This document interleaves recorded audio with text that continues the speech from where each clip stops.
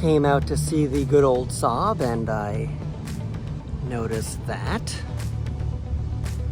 Was it always like that? How did that fall off? Damn it. That lens has fallen completely off. It's a very comfortable position I'm in.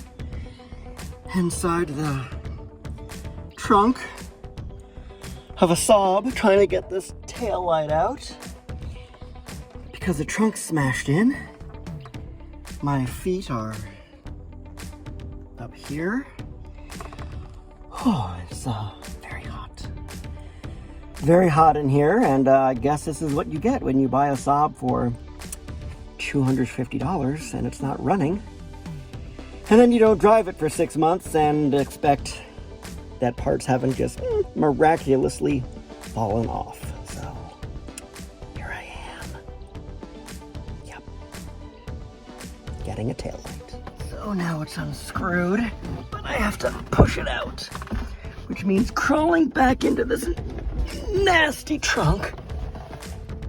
Trying to... Okay. Don't want to drop it and break the lens, so I'm gonna crawl back out and get it. Oh, you are mine now.